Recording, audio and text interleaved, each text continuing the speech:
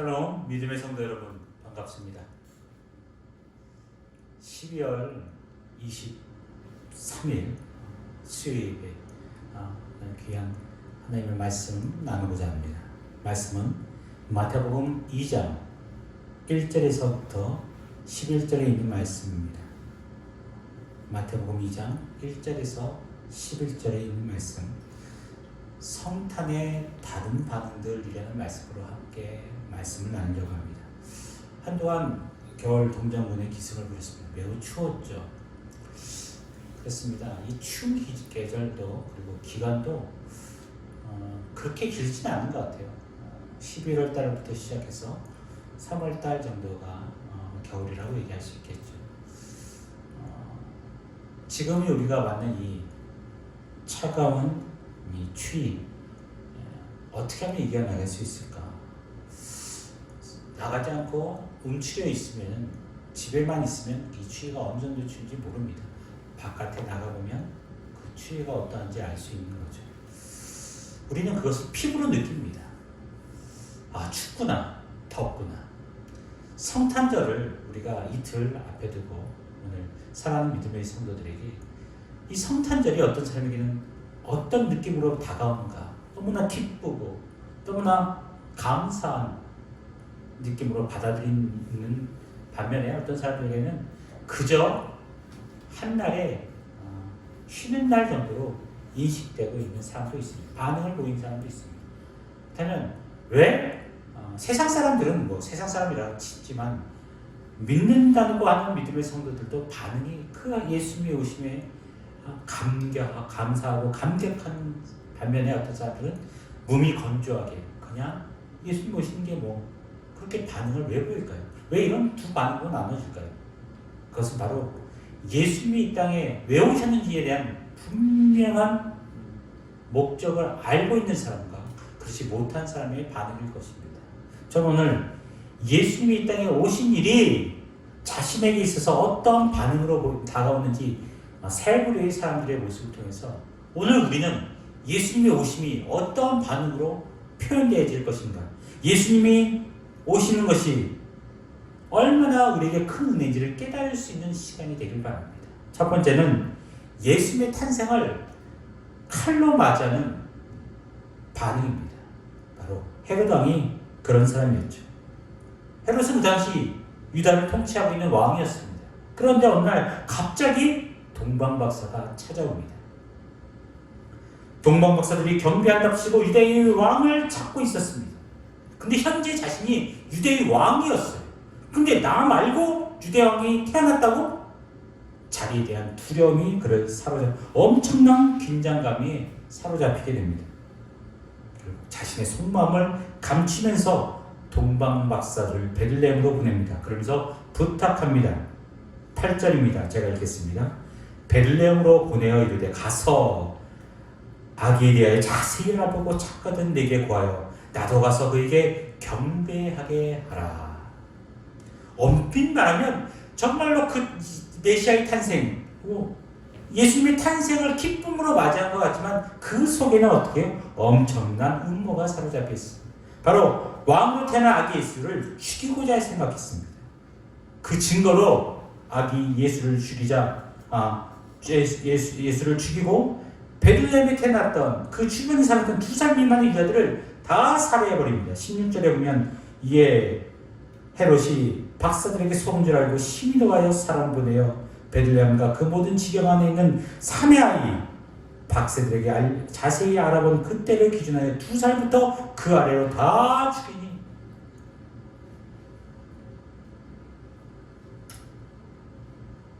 자신의 권력을 유지하기 위해서 생명을 죽이는 세상의 왕, 자신을 죽으면서까지 생명을 살리시기 위해서 하늘에서 내려온 하늘의 왕, 뭔가 대조적이지 않습니까? 지금도 이런 두 부류의 사람 인생이 있습니다. 헤롯 왕처럼 자신을 위해서 남을 희생시키는 부류의 사람, 남들을 피해는 주는, 상관하지 않습니다. 내 이익을 위해서는 그 사람이 피해를 입든 그 사람이 죽든 상관하지 않는 그 사람들. 한 걸음 나아가 돕는다는 핑계로 그 사람들을 피해를 주면서 자신의 이득을 취하는 사람들. 이런 부류는 예수를 믿으면서도 변화되지 못하는 자신의 이익을 위해 예수님의 이름을 이용하는 종교인에 지나지 않는다는 사실입니다. 오늘 우리는 어떤 모습으로 나갑니까? 전 또 다른 부류죠. 예수님처럼 다른 사람을 위해 자신을 희생하는 부류가 있다고 봅니다. 예수님은요, 그 인류의 구원을 위해서 십자가의 그 길을 걸어가셨다. 주님이 가셨던 십자가의 그 길이 고난의 길인 것을 알면서도 그 길을 가셨습니다. 구원은 거저 구원하는 것이 아닙니다. 반드시 희생을, 자신을 포기하고 희생하는 희생의 길이 있었기 때문에 가능한 것이었습니다. 오늘날도 마찬가지. 영혼을 구원하기 위해서 내가 희생하지 않으면, 남아공에는 몇십 년 전에 노예 흑인 제도가 아주 흑인 핍박하는 정책들이 많이 심했습니다. 그래서 이 남아공에 프리덤이라고 하는 이 노예가 있었어요. 그 주인은 자기의 발에 왼발이 없었기 때문에 항상 신발을 사면 필요 없는 왼쪽 신을 이 프리덤이라고 하는 노예에게 줬어요. 하나를 받게 됩니다. 한쪽을 신지만 오른쪽이 없기 때문에 신지 못한 거예요. 근데 또 신발이 바뀌게 돼서 또 왼쪽 신발을 또 주니 그 신발을 왼쪽에 두 컬레가 있는 그 신발을 하나는 오른쪽에 신게 됩니다. 결국 어떻게 된지 아십니까? 결국은 왼쪽 신발 두 개가 하나의 신발로 오른쪽에 신게 되니까 결국은 그 오른쪽 다리가 점점 틀어져 갔다는 사실이에요. 제가 왜 이 얘기를 하느냐? 우리는 자신을 위해서 다른 사람을 희생하는, 피해를 주는 인생이 아닌 예수님처럼 다른 사람을 위해 희생의 삶을 살아갈 수 있는 믿음의 사람들 되기를 진심으로 축원드립니다. 두 번째는 예수님의 탄생을 소문으로 맞이하는 사람들, 반응들입니다. 동방 목사들이 자신들이 어떤 별인지를 보고 찾아왔고 유대에 큰 소문이 일어납니다. 3절입니다. 헤롯 왕과 온 예루살렘이 듣고 소동한지라. 어떤 소문을, 메시아가 탄생했다는 거예요. 유대인의 왕으로 나신 이가 어디 있느냐? 동방에서부터. 그 동방 목사 세 사람 온 것이 아니에요. 그 일을 위해서 몇 달에 걸쳐서 오는 그 사신들이기 때문에 그 수행비서까지 하면 좋게 최소 한 4, 50명에서 많게는 100명 이상이었을 것이다 라고 얘기하는 것입니다. 시끌벅적했을 거고요.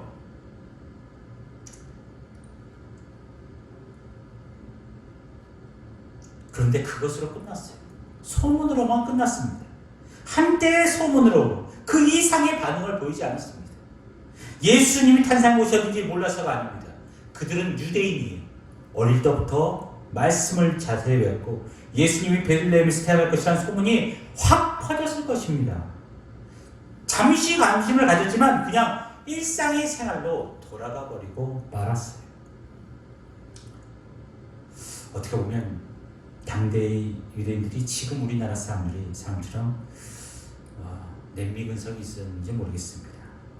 이 냄비 근성, 어떤 훨씬 신앙생활하면서 잠시 뜨거워졌다가 금세 식어버리는 그런 신앙 상태가 얼마나 위험한지.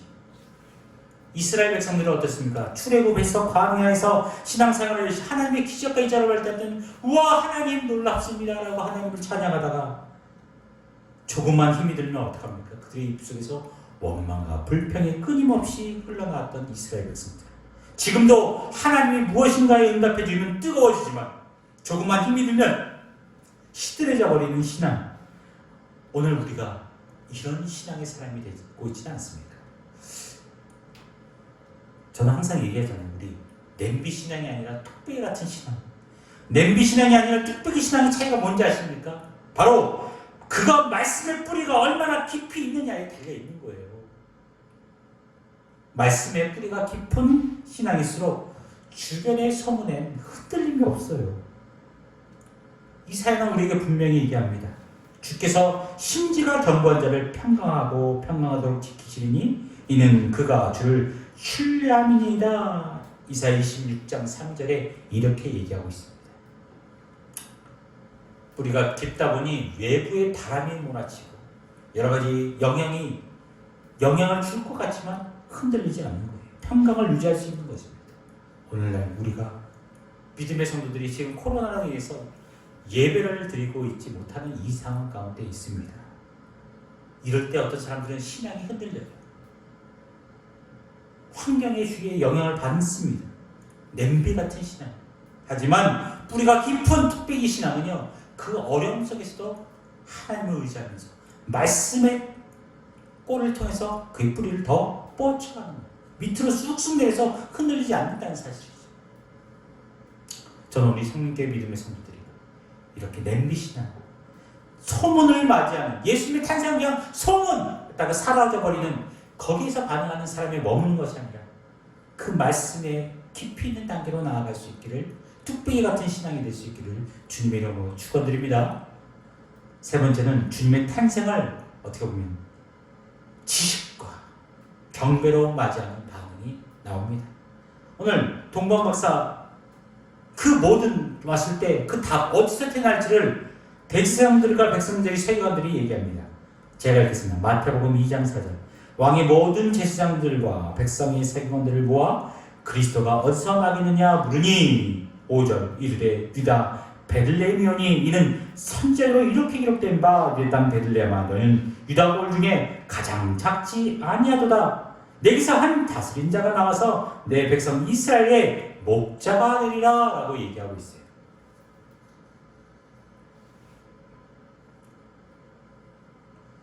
그들은 성경의 지식에 능통했던 사람들이었습니다. 그렇지만 어디로요? 믿음의 단계로는 나아가지 못했어요. 당시의 성경을 통해서 예언된 메시아가 언제 올 것인지 손꼽아 기다리던 그들이었습니다. 그런데 예수님이 태어날 장소를 알았고 별을 통해서 동방박사들이 와서 그 별을 쫓아가고 베들레헴에서 나는 것을 알려주었습니다. 그들은 그 사실을 확인하기 위해서도 신속하게 대제사장들과 서기관들이 그렇게 고대하던 예수 메시아를 만나기 위해서 베들레헴으로 달려가야만 했어요. 그러나 그들은 꿈쩍도 하지 않았습니다. 오히려 종교인들에게 죄인 취급다 무시받았던 들판의 목동들이 그 사실을 확인하고 어떻게 합니까? 찾아갑니다. 천사가 나타나서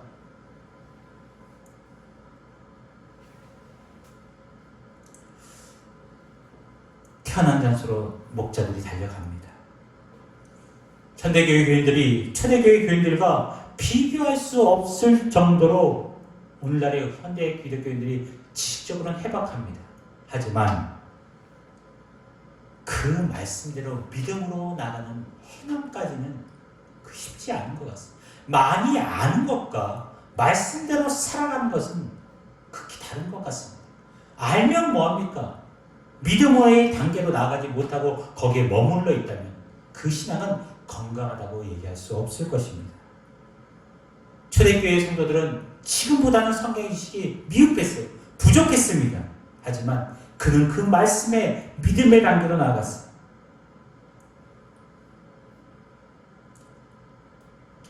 신앙의 지식으로 우리 믿음을 증명하는 것이 아닙니다. 행함으로, 우리 믿음으로 증명할 수 있을 때 이 세상이 어떻게 해요? 변화의 조짐이, 변화시킬 수 있는 능력이 나오는 것입니다. 세상은 하나님을 직접 볼 수 없습니다. 막혀 있어요. 우리는 세상에 하나님을 바라볼 수 있는 창문의 역할을 감당하는 것입니다. 우리를 통해서 세상에 하나님을 바라볼 수 있도록 하나님과 세상 가운데 우리가 징검다리 역할을 해야 되는 그 믿음의 삶으로 나타나야 되는 것입니다. 헤로당은 예수님을 탄생을 칼로 맞이하고자 했고 백성들은 예수님의 탄생을 서로 소문으로만 맞이하자고 했고 종교 지도자들은 예수님의 탄생을 신앙의 지식으로 맞이하고자 했습니다. 이들과 다르게 동방 박사들은 어떻습니까? 비록 이방인이었어요. 근데 그 메시아의 탄생을 위해서 수만리 엄청난 거리를 그 별을 보고 찾아옵니다. 동방박사들이 가져온 황금과 유향과 모략, 그 예물이 초점에 맞춰진 것이 아니라 엄밀히 말하면 그 예물보다 그들이 드린 더 중요한 예물이 있습니다. 그것이 뭘까요? 그것은 바로 동방박사들, 그 자신들이 친히 예수님의 예물로 드렸다는 거예요. 자신은.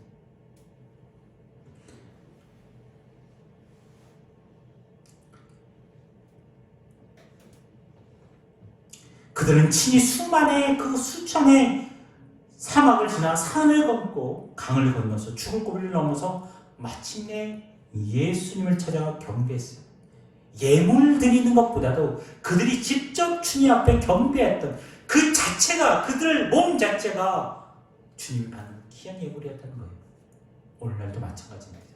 성탄절을 맞이하면서 우리가 이틀 앞에 있는 오늘날 시점에 우리가 함께 모여서 예배드리기 어려운 시점입니다.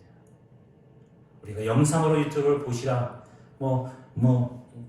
기독교 방송을, 기독교 TV를 통해서 영상을 보시라고 얘기를 하지만 정말로 개인 가정에서 주님의 탄생을 어떤 의미로 받아들이고 있습니까?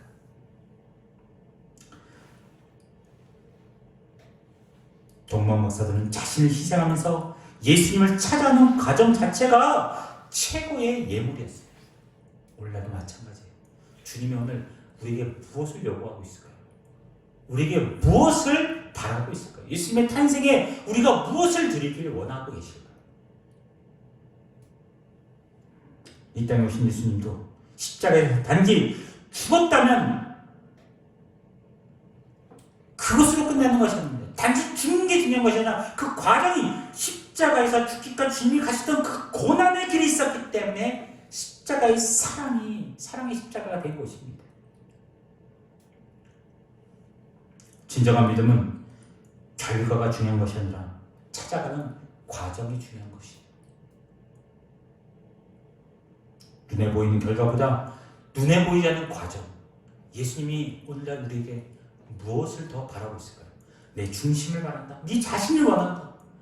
주님께서 원하시는 예수님의 탄생에 우리가 무엇을 드리길 원하십니까?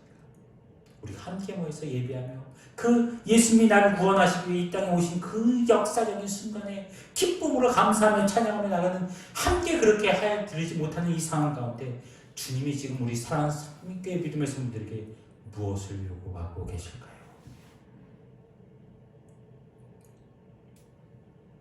말씀을 마치겠습니다. 제가 다시 한번 얘기합니다. 눈에 보이는 결과보다 보이지 않는 과정이 더 중요하다는 사실.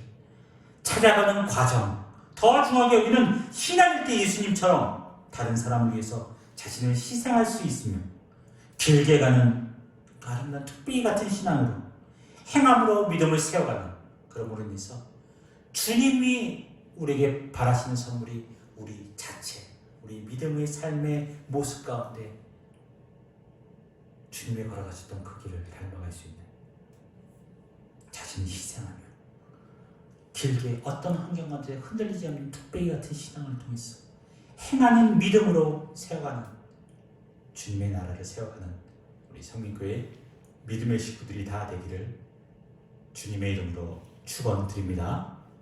아멘.